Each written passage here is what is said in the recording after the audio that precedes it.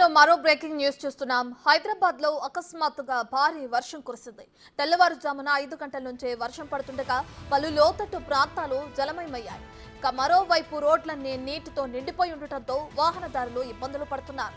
తెలంగాణలో మరో 2 రోజుల పాటు వర్షాలు కురుస్తాయని హైదరాబాద్ వాతావరణ కేంద్రం తెలిపింది. రాష్ట్రంలోని పలు జిల్లాల్లో తేలికపాటి నుంచి మోస్తారు వర్షాలు కురిసే అవకాశం ఉందని అంచనా వేసింది.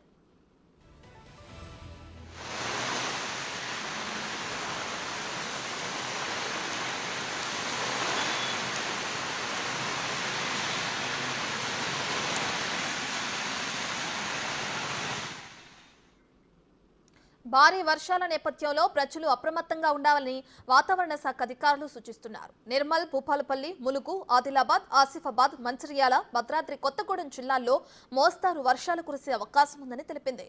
గంటకు 30 నుంచి 40 కిలోమీటర్ల వేగంతో బలమైన గాలులు వీస్తాయని అంటున్నారు. పలు జిల్లాలకు ఎల్లో అలర్ట్ జారీ చేశారు.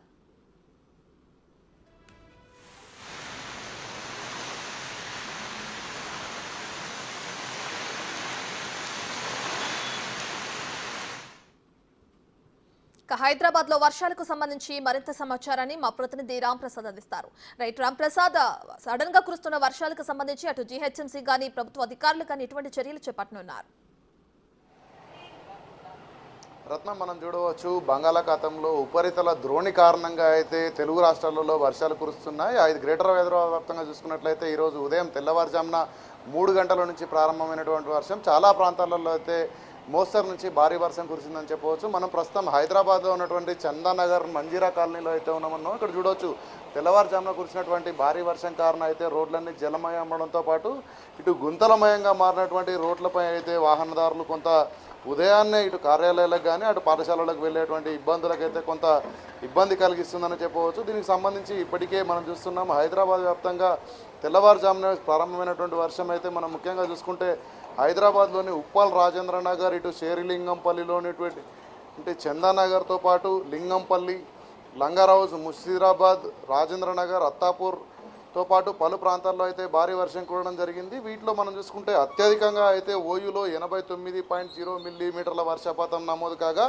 ముషీరాబాద్ ఎంసీహెచ్ కాలనీలో 87.5 మిల్లీమీటర్లు, అదేవిధంగా అడిక్మెట్లో 80.8 మిల్లీమీటర్లు, బౌద్ధ నగర్లో కూడా 80.8 మిల్లీమీటర్లే వర్షం కురిసినప్పటికీ బోలక్పూర్, తాళ్లబస్తి ప్రాంతాల్లో కూడా కాప్రా, గోల్కొండ, నాంపల్లి, మారేడ్పల్లి, షేక్పేట్ 42.3 మిల్లీలీటర్లకు మించినటువంటి వర్షం అయితే కురిసినటువంటి పరిస్థితి అయితే మనకు చూస్తున్నాం. ఎందుకంటే రానున్న 2 రోజుల పాటు కూడా ఈ యొక్క వర్షాలు కురవనున్నట్లు చెప్తున్న నేపథ్యంలో ఏపీ, తెలంగాణ వ్యాప్తంగా కూడా కురవనున్నటువంటి ఈ వర్షాలు అయితే ముఖ్యంగా తెలంగాణ రాష్ట్రంలో ఉన్నటువంటి పలు జిల్లాలకు ఇప్పటికే వాతావరణ శాఖ అయితే ఎల్లో అలర్ట్ జారీ చేయడం జరిగింది.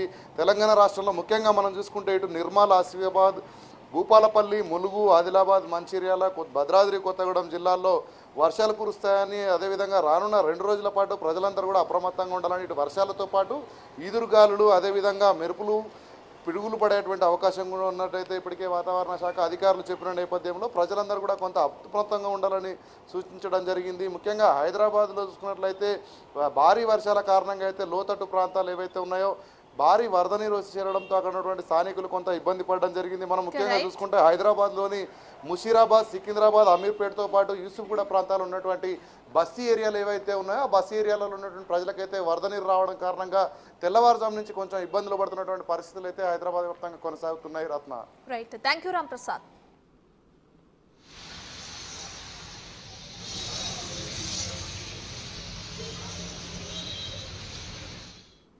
రైట్, బులెటిన్లో మరో బ్రేకింగ్ న్యూస్ చూస్తున్నాం. హైదరాబాద్ శివార్లో స్కూలు బస్సు బీభత్సం సృష్టించింది. శంషాబాద్ సమీపంలోని సాతం రాయ్ దగ్గర పాదచారిని ఢీ కొట్టింది. అతను గాల్లోకి ఎగిరి బస్సుపై పడ్డాడు. స్పాట్లోనే అతను చనిపోయాడు. బస్సుతో పాటు పారిపోయిన డ్రైవర్ కొద్దిసేపటి తర్వాత శంషాబాద్ పోలీస్ స్టేషన్లో లొంగిపోయాడు. స్కూల్ బస్సు అతివేగమే ప్రమాదానికి, ప్రాణం పోవటానికి కారణమని పోలీసులు ప్రాథమికంగా నిర్ధారణకొచ్చారు.